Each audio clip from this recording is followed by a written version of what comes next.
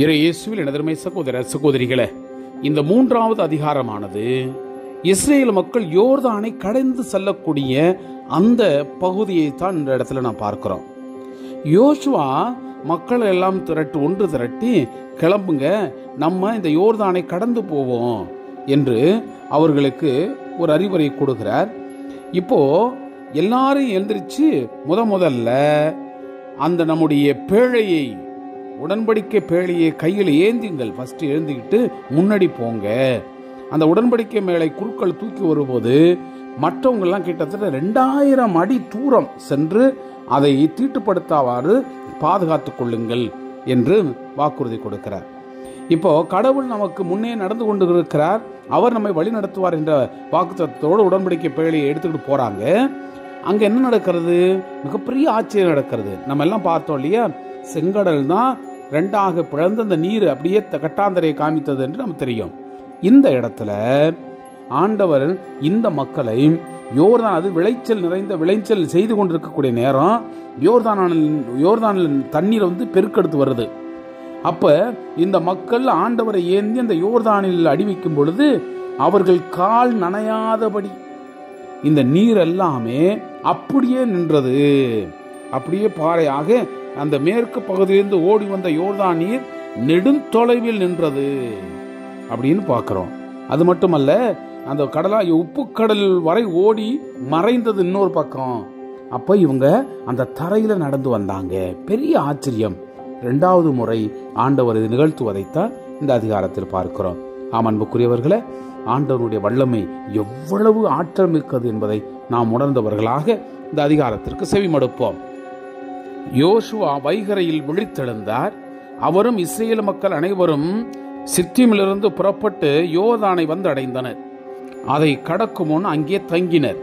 3 நாட்கள் கழித்த பின் மேற்பார்வையாளர் பாளையம் எங்கும் போய் மக்களுக்கு கட்டளையிட்டு கூறியது, உங்கள் கடவுளாகிய ஆண்டவரின் உடன்படிக்கை பேழையை லேவியர் குருக்கள் தூக்குவதை நீங்கள் பார்க்கும்போது உங்கள் இடங்களிலிருந்து புறப்பட்டு அதன் பின்னால் செல்ல வேண்டும்.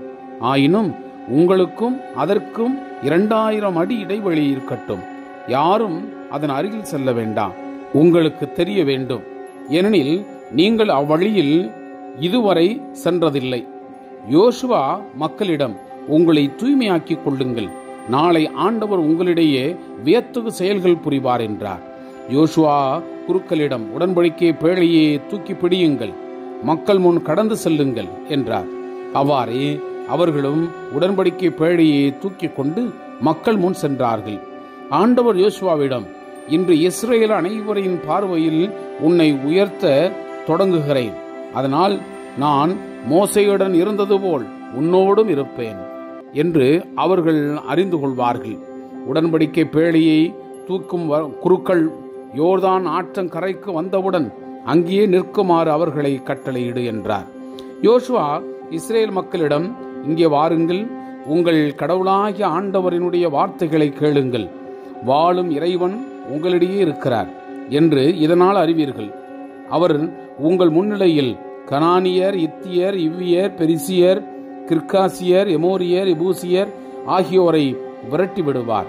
இதோ அனைத்துலகின் ஆண்டவரது உடன்படிக்கை பேழை உங்கள் முன் யோர்தானை கடக்கின்றது.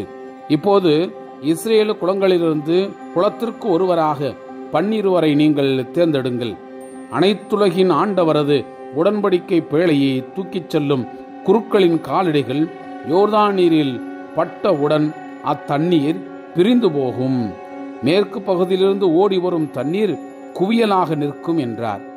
மக்கள் தங்கள் கூடாரங்களில் இருந்து யோர்தானை கடக்க புறப்படும் போது குருக்கள் உடன்படிக்கை பேழையை தூக்கி கொண்டு மக்கள் முன்னே சென்றார்கள். உடன்படிக்கை பேழையை தூக்கிச் சென்ற குருக்கள் யோர்தானை அடைந்தார்கள். அறுவடை நாளில் யோர்தான் கரைபுரண்டு ஓடினாலும் அவர்கள் காலடிகள் யோர்தான் நீரில் நனைய தொடங்கிய உடனே மேற்கு பகுதியிலிருந்து ஓடி யோர்தான் நீர் நெடுந்தொலைவில் நின்றது. மேற்கு பகுதியிலிருந்து வந்த நீர் சாரத்தானினுடைய அருகில் இருந்து ஆதான் நகருக்கு எதிரில் நெடுந்தொலைவில் மேலெழும்பி நின்றது. கீழே ஓடிய நீர் பாலை நில கடலாகிய உப்பு கடல் வரை ஓடி மறைந்தது. மக்களும் எரிகோவுக்கு நேர் எதிராக கடந்து சென்றார்கள். இஸ்ரேல் அனைவரும் கடந்து முடிக்கும் வரை ஆண்டவரது உடன்படிக்கை பேழையை தூக்கிச் சென்ற குருக்கள் யோர்தான் நடுவே வறண்ட தரையில் நின்றார்கள். எல்லா இஸ்ரேல் மக்களும் அவ்வறண்ட தரை வழியாக நடந்தார்கள். Praise the Lord. இயேசுவுக்கே புகழ். மரியே வாழ்க.